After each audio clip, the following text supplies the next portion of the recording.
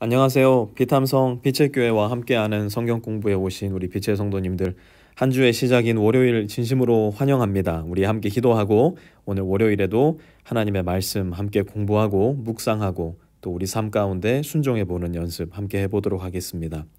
하나님 고맙습니다. 이렇게 좋은 월요일에 하나님의 말씀을 다시 한번 대할 수 있는 귀하고 복된 마음을 허락해 주셔서 감사를 드립니다.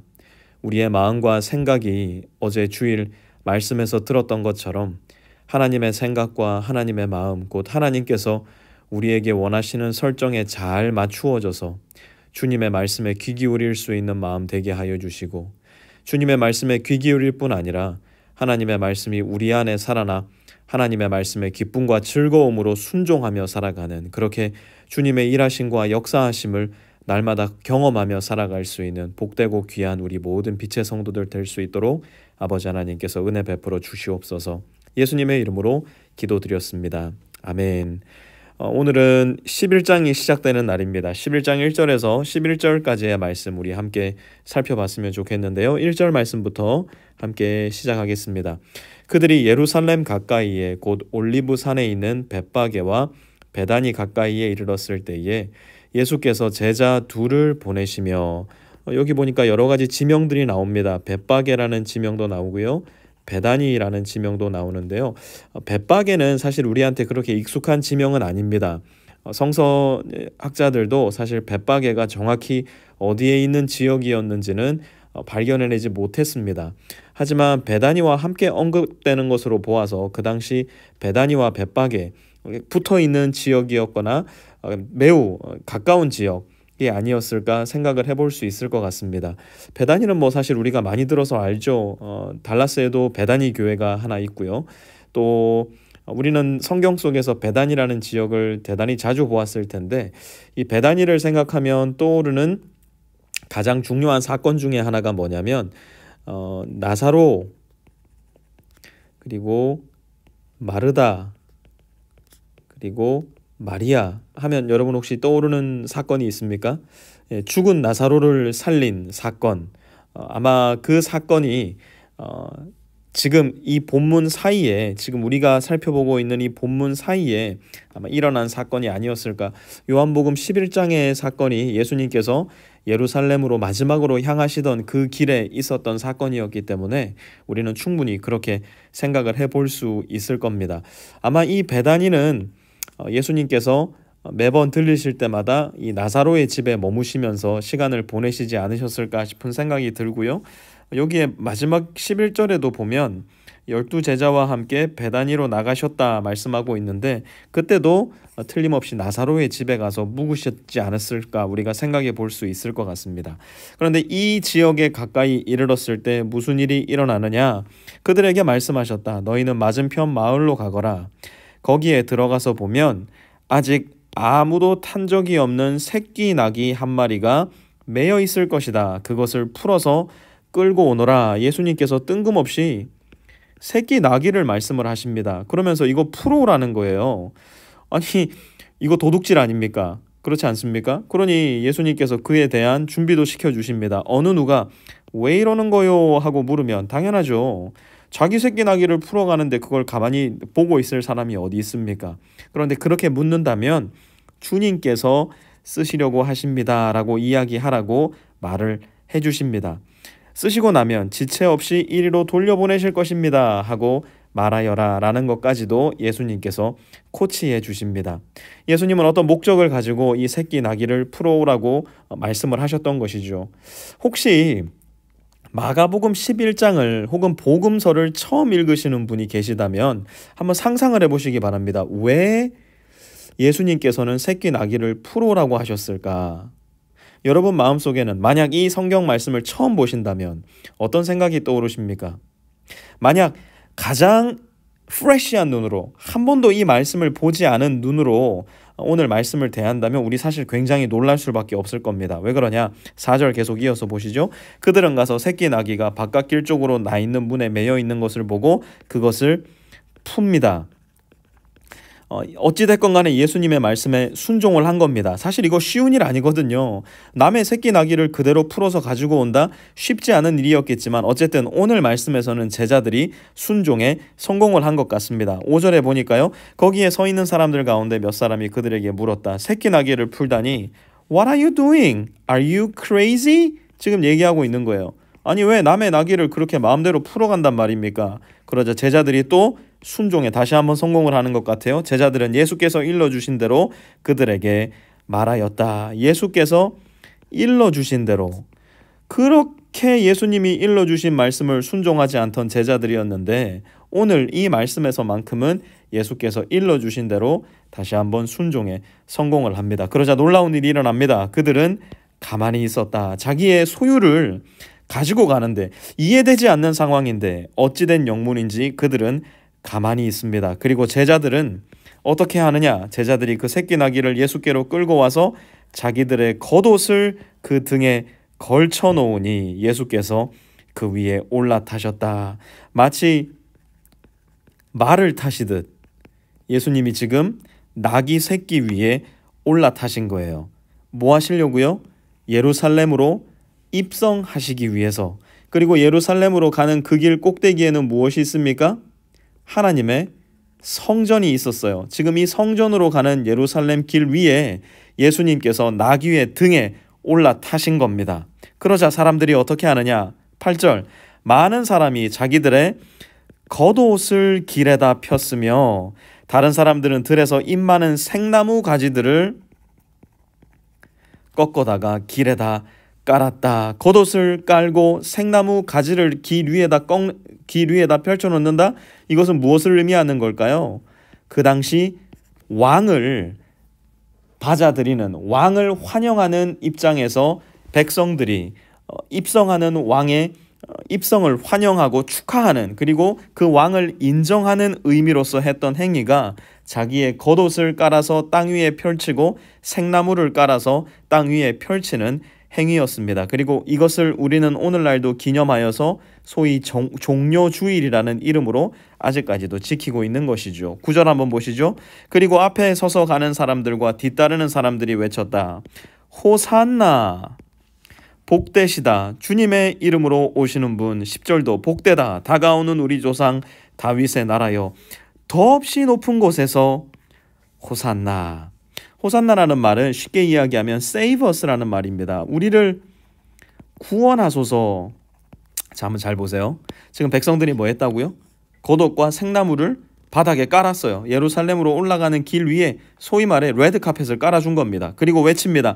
호산나, save us, 구원하소서. 지금 백성들이 예수님을 무엇으로 인정하고 있는 거예요? 그들의 메시아로 인정하고 있는 겁니다. 그들의 왕으로서 인정을 하고 있는 것이에요. 이것은 백성들이 잘한 일입니다. 제자들이 잘한 일입니다. 그런데 백성들이 한 가지 오해하고 있었던 것은 무엇일까요? 더없이 높은 곳에서 호산나. 제가 반복해서 이야기하고 있지만 로마의 권력을 가지고 호산나. 시저의 권세를 가지고 호산나. 무슨 말이에요? 세계의 힘을 제패함으로 인해 우리를 구원하소서. 시저의 권력을 가지고 우리를 구원하소서. 지금 백성들은 외치고 있었던 것이에요. 표면적으로는 순종을 하고 있었을지는 모르겠지만 내면적으로 보았을 때는 그들은 여전히 하나님의 뜻과는 관계없는 로마의 권력, 시저의 권세를 가지고 그들을 구원하실 그들만의 메시아, 곧 하나님께서 보내신 왕이 아닌 그들만의 왕을 꿈꾸고 있었던 것입니다. 그런데 여러분, 여기에서 예수님께서 굉장히 재밌는 일을 하셨어요. 그게 뭐냐면 새끼 나귀를 갖고 오라고 하신 거예요. 새끼 나귀의 등에 올라타신 겁니다. 어디에 가는데요? 메시아로서의 자기의 정체성을 분명하게 밝힐 예루살렘 길을 올라가시는데요. 지금 사람들은 로마의 권력과 시저의 권력을 보고 있었다니까요. 그러니 예수님이 타셔야 될 것은 무엇이었습니까? 저 로마에 가면 있는 개선문, 여러분 잘 아시지 않습니까? 여기를 통과할 때 로마의 황제들이 또 로마의 장군들이 탔던 게 뭡니까? 말입니다. 하얀 말, 정말 멋진 말을 타고 이 개선문을 통과해서 자기의 권세와 권력을 뽐냈다고요. 그러면 만약 백성들이 생각하는 것처럼 이 로마와 시저의 권세를 가지고 예루살렘에 입성을 하셨다면 예수님도 똑같이 백마를 타시고 흑마를 타시고 권세와 능력을 드러내며 위엄을 뽐내면서 이 예루살렘 길에 올라가셨을 텐데, 예수님은 이들이 생각했던 로마의 권력과 시저의 권력으로 save you 하려고 하셨던 것이 아니었기 때문에 그것을 명백하게 보여주시기 위해 새끼 나귀를 타십니다. 무슨 의미일까요? 여러분, 우리 어제 말씀에서도 함께 공부했던 것처럼 예수님은 섬김을 받으러 오신 것이 아니라 무엇하러 오셨다고요? 섬기려 오셨고, 많은 사람을 위하여 자기의 목숨을 내어주기 위해서. 로마는 어떻게 하는데요? 시저는 어떻게 하는데요? 자기 하나 잘 살고자 많은 사람을 자기를 섬기는 도구로 삼고 자기 하나 살아남기 위해 많은 사람을 죽이는 일을 했다면, 새끼 나귀를 타신 메시아는 자기를 섬기고 자기의 목숨을 내어주어 많은 사람을 구원하기 위해 이 세상에 오셨다는 것을 새끼 나귀를 올라타시는 모습을 통해 보여주고 계셨던 거예요. 레드 카펫을 대동하고 예루살렘으로 가는 것이 아니라 초라하고 낮고 섬기는 모습, 곧 새끼 나귀를 타고 종의 모습으로 예루살렘으로 올라가시는 자기의 정체성을 보여주고 계신 거예요. 그리고 그 궁극적 길 가운데는 시저의 영광이나 로마의 영광이 아니라 십자가의 죽음과 초라함과 치욕이 기다리고 있음을 예수님은 대중들의 관심과 관계없이, 대중들의 기대와 관계없이 잘 알고 계셨던 것입니다. 여기서 하나 더 말씀드리자면요, 스가랴 9장 9절에 보면요, 이런 말씀이 있습니다. 도성 시온아 크게 기뻐하여라. 도성 예루살렘아 환성을 울려라. 여러분, 마치 지금 우리 본문에서 나타나는 그 장면을 보는 것 같지 않습니까? 예루살렘을 향해 올라가는 그 길에, 하나님의 성전이 있는 그 길에 사람들이 빼곡하게 둘러싸가지고 레드카펫 지금 깔아준 겁니다. 지금 마치 그 이야기 하고 있는 것 같지 않습니까? 그런데 그 뒤가 조금 달라요. 내 왕이 내게로 오신다. 메시아가 오시는데 어떻게 오시느냐? 그는 공의로우신 왕, 구원을 베푸시는 왕이시다. Save us, 호산나! 라고 부른 그 말씀을 지금 성취하기 위해 오시는 거 아닙니까? 그런데 그는 온순하셔서 나귀, 곧 나귀 새끼인 어린 나귀를 타고 오신다. 온순하고 겸손한 왕이신 예수님은 로마의 권력처럼, 바벨론의 권력처럼 사람들을 억누르고 사람들을 강압하고 탈취하고 자기 하나 잘 살자고 많은 사람을 죽이시는 그런 왕이 아니라 온순하시고 겸손하셔서 자기를 내어주시고 마치 나귀 새끼처럼 자기의 모든 것을 내어주는 것처럼 십자가에서 자기 목숨까지 내어주심으로 말미암아 어떻게 한다고요? 구원을 베푸실 거라는 거. 사람들의 생각을 완전히 뒤집어 엎으시는 겸손한 왕, 섬기는 왕, 죽는 왕으로 이 땅에 오실 메시아를 이미 스가랴 말씀을 통해서 예언을 하셨던 것입니다. 그리고 그 말씀 그대로, 그 예언 그대로 예수님은 나귀 새끼를 타고 예루살렘에 입성하셨고, 이제 우리가 계속해서 살펴볼 말씀 가운데 십자가의 죽으심으로 말미암아 또 그 이후에 펼쳐질 부활의 능력과 황홀함으로 말미암아 우리에게 다시 나타날 것이라는 것. 예수님은 진공 상태에서 오신 것이 아닙니다. 예언되신 말씀 가운데서, 그리고 예언하신 말씀대로 새끼 나귀와 십자가와 부활을 그대로 우리에게 보여주실 것이라는 것. 오늘 말씀 가운데 이 예수님을 만나시고 말씀하시는 예수님을 우리 마음 가운데 품고 섬기는 예수님을 닮아 오늘 하루 그 예수님의 모습을 닮아갈 수 있는 저와 우리 모든 빛의 성도님들 되실 수 있기를 주님의 이름으로 부탁드립니다. 하나님 고맙습니다.